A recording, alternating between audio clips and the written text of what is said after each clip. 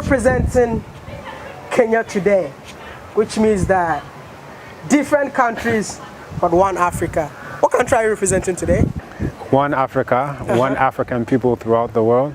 So these Berlin Conference fragments, I don't call them countries anymore, I call them cages. So when you try to go from Ghana to Togo, they'll ask you if you have a pass from a white man that will allow you to go to a new cage. So me, I don't deal with these cages because my ancestors even, they were enslaved long before any of these cages existed. So I represent all black people throughout the world regardless of location. Wow, this is going to be an interesting episode. My name is Maya, and what is your name? Nana Kwame Pebi Date Odikain, Bamuchidom Hene Iwa Ekwepe Mampon. And I'm also known as Okunini Obadele Kambon. So I've given you my traditional title as Bamuchidom Hene, and then also my birth name Obadele Kambon. I feel like you're a king. Like in Ghanaian culture, like the way you've dressed, I think somebody see you will think that you're a king. Are you a king? Yes, Chidom Hene, so Bamu Chidom Hene at Ekwape Mampon. Ekwape Mampon. Yeah. Where were you born? I was where or when? Where exactly? Okay, so I was born in Brooklyn, New York, 1979, June 16, 1979. But I didn't live there long. We moved when I was about 1 year old to North Carolina. Okay. And my parents' plan was, one, if you're interested in African liberation, you can't do much but talk about it if you're living in New York because you're dependent for your water, for your food, for your transportation on the exact same ones who you're trying to get free from. So they decided to move to North Carolina to build their own log cabin in the woods, to grow their own food, to have their own water supply and everything else. So that's how we grew up in a very rural setting. Maybe about 30 to 40 minutes outside of Raleigh, North Carolina, which is the capital. Their plan was to go from there to the Caribbean because North Carolina is where my mother's side of the family was enslaved. And then the Caribbean is where my father's side of the family was enslaved, specifically St. Kitts and Barbados. And then their eventual plan was to come to Africa. So for me to be here, I'm actually fulfilling the rest of their initial plan. So you moved to Africa. Is Ghana your first destination? I've actually been to about 12 or 13 countries in Africa, but Ghana was the very first place that I came to in Africa. Besides Ghana, Burkina Faso, Mali, Togo, Benin, Nigeria, Gambia, the Gambia, Senegal, La Côte d'Ivoire, Kenya, Ethiopia, Egypt, South Africa. I feel like I'm missing something, but that should give you. Okay. Yeah. But the way you've dressed, I've seen you like the whole of today. This is what you've been wearing the entire day. Like I hope that's what I mean. I had to go and look for my own for this interview. Why do you dress like this? Because I'm African, right? And when we think about things just in terms of the economic warfare that's being waged against African people, is that we're given various created tastes and desires.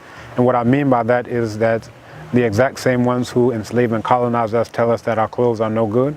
So once we basically internalize that idea, now who do you have to go to get the clothes that are good? The same ones who've been enslaving and colonizing you. So now they take the money from you financing them just from a taste, just from a desire, and then they use that to build the prisons, the bullets that shoot us down in the streets, the bombs that they bomb Africa with. And all of it comes, not all of it, but a good portion of it comes from all the Africans you see walking day by day. They've given billions and billions in what's effectively aid to the exact same enslavers and colonizers. So for me, primarily economic, but in other aspects too, but understanding this as actually economic warfare. So it's not, oh, this looks cute, it's that. No, I'm supporting my own African people, and when I do that, now instead of financing my enemies to the tune of billions and billions, that same money can go to other African people. Africa for Africans. That's right. You believe in that? Exactly, yes. Do you think all black people are from Africa?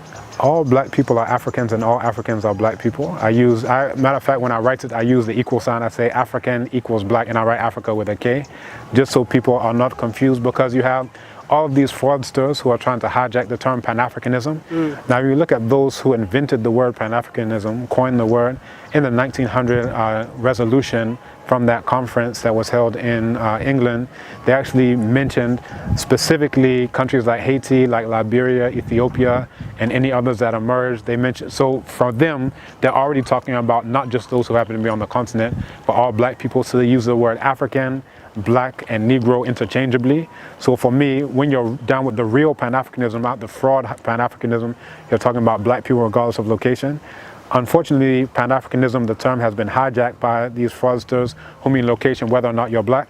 And recently we've seen that with the AU, when they allowed Morocco in 2016, who applied to join the AU, that they were admitted, while Haiti, who was mentioned by those who invented the word Pan-Africanism, they applied to join and they were rejected on the grounds that they are not located on the African continent. So for me, that's anti-African, it's anti-black, and it's against everything that Pan-Africanism is about. And basically you have these people who are trying to get rid of Pan-Africanism altogether and come with that idea, what they call all Africanism. So it means excluding black people who aren't located on the continent, and then incorporating the Arab enslavers. And when you look at a place like Morocco, they use the exact same word for slave and black person, it's abid. For them, there's absolutely no difference. If they mean black, they mean slave. If they mean slave, they mean black. But then this is who was allowed into the AU. And the only deliberation was how well they're treating other Arabs in Western Sahara. Not a single discussion about the enslavement of black people there. Wow. Let me know. You see yourself as an African. Right now you live in Ghana. Do you have a Ghanaian passport or American passport? I actually have a Ghanaian passport, and let me show you if you're interested. So a couple of years ago, 2016, 34 of us, we had our citizenship restored, and I use that in the term that amerikkkan Mahama used. So he said, I'm not giving you anything, I'm restoring what's rightfully yours. So we hold on to that, and this is actually it right here, the Ghana passport. Yeah, when you're talking to me, I heard you saying amerikkkan Mahama. Amerikkkan Mahama. It's a wakachi. Mekachi. My tree is not coming. I speak fancy, you know. Only ka fancy. Okay, before Kasana can be a him. Meka be say no nsiabi. Ebinum ne hindene. Ebimu ne Twi, Yoruba, Wolof, Kiswahili, Kikongo, no titire na dia kano. Aye nkitinkiti nyefa se nkran kasa mitimichia, ebe kasa mitimichia, Dogon kasa mitimichia, Bambana kasa mitimichia. Kasa hondo bebre na dia menkan. Me ya sure say we say we Swahili ani. When some cameraman omo fi Tanzania ani Kenya. Sawa. Hey, wait on because person me omo share na omo ya sure say in fact we can sakasa no. Mpesa woni me cameraman e kasa na mo shade. Sawa. Aha. Habari za jioni. Nzuri sana za kwako. Nzuri sana. Okay. Jina lako nani? I asked him if he has been to Tanzania before. Umeshafika Tanzania? Hapana. Lakini nitasafiri kwa Kenya. Oh, he says that like he has already traveled to Kenya. What other question do you have? Ask him how did he manage to learn Swahili? Umejifunza vipi Kiswahili? Nilijifunza Kiswahili kwa chuo kikuu cha Morehouse in Atlanta. I studied Swahili the University of Morehouse. Wapi?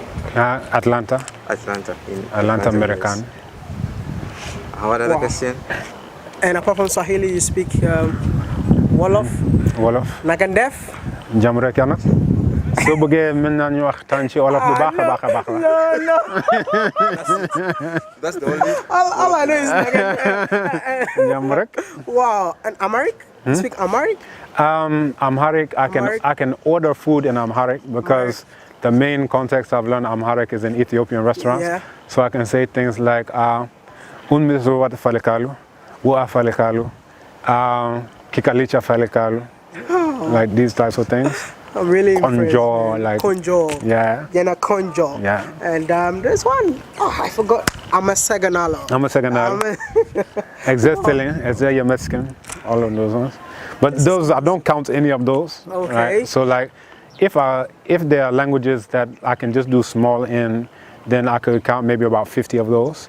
but I don't count those as like languages I speak fluently. Would you say that Africans should try and embrace their own language, especially if you go to so many African countries like the East Africa? Some of them have started like using Swahili in classrooms and stuff, but when you come to Ghana, English is in classroom. Is there anything you want to say about that? You know, when I was in Kenya, I was so impressed because I was like, these people are serious. Because when you look at the signboards, things are in Kiswahili actually. So this is the cho, this is, you know, everything. So I said, wow, these people are actually serious about being African. I had people who were in Kenya and was like, it's not so great. But, you know, if I compared, you know, at least that language policy with what we have in Ghana, you know, Ghana is light years behind as far as that goes. They defend themselves. And this is my son, Kweku. As you see, he likes to steal the spotlight. He'll just hop up in here. Yeah. Kweku, chia.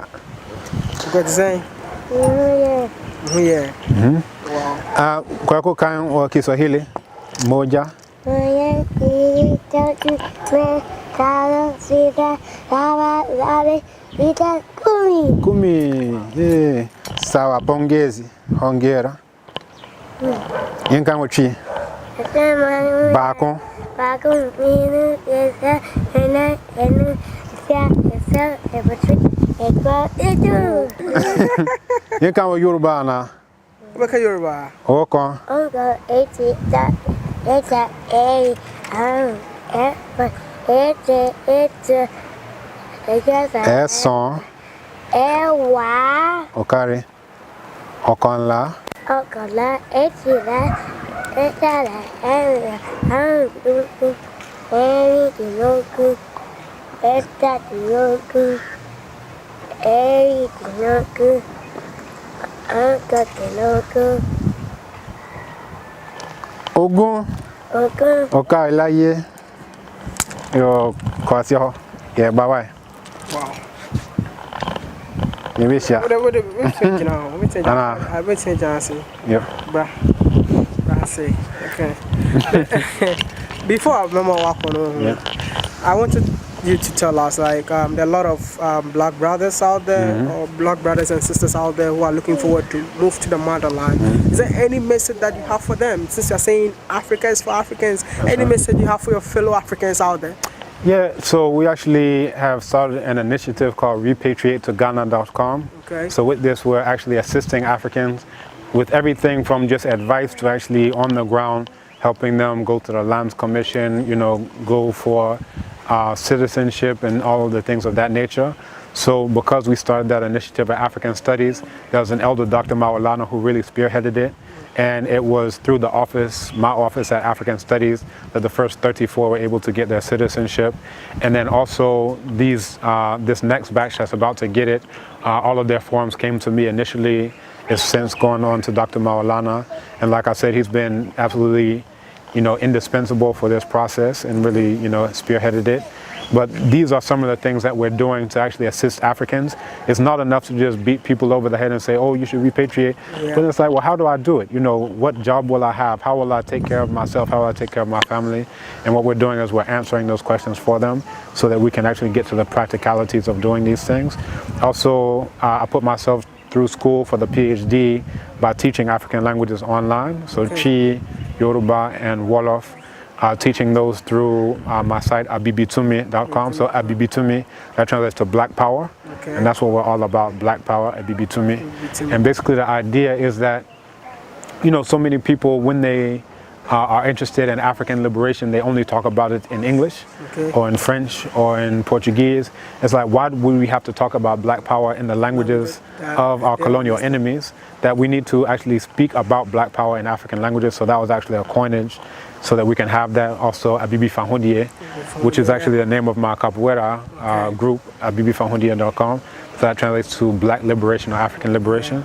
So all of our languages, Black and African, are the same thing. So if you look at Pi, Obibini, the Bibi is the Black part. So you say Obibini, Abibi mine, that's the land of Black people. If you look at Yoruba, Adulawa is those who are Black in color. That's what we call Africans. And then Ila Adulawa is Africa. If you look at Bamanakan, which is the Bamana language out of Mali, they say Farafin and Farafina for Black person, and Africa is the exact same thing. And Wolof Nitkunyul, it means Black person, Reo Nitkunyul, land of Black people. If you look at Kikongo, you have Ndombe and Bandombe as plural. If you want to refer to this land that we call Africa as Nsia Bandombe. Now you would think, okay, maybe this is just a modern thing, but if you look at Kemet, this is the ancient, what they now call ancient Egypt. The land, actually it means the exact same thing as a Bibimai. It means land of black people, and we call ourselves Kemetiu, which means black people. So this is our identity, that regardless of location, we are all black people. And this is why I even advocate that we need to start using those terms again, because when you say African, you can have anyone who hops in there and says, look, I was born here, so I'm African. So here's a guy Chinese as the day he was born, oh look, I'm African because I was born here. So once we understand that Kemetiu is what we call ourselves, Kemeti singular, then we can understand that we're all Kemetiu regardless of location. So those Africans in Haiti, those are Kemetiu. And that too is Kemet, if we understand what it actually means. In Haiti, that too is Kemet, if we understand it means land of black people. Well, what land is blacker than that? It's a lot blacker than Morocco. So these are the things that we really have to get into the system. Thank you so much for talking to us. I really appreciate it. I would love to shake your hand, and man, this is a lot of money, you know, so maybe I might take it and sell. Oh, well, this is why we do the capoeira, so if someone wants to take your money, you can get your capoeira on. Wow, this is amazing. Yeah. Okay. Hope you guys enjoyed this amazing episode. It's your boy, Mr. Ghana, baby, right here in Ghana. I'll be in Togo on Saturday, so wait for your boy and let's take Togo to the world. Aya Maya.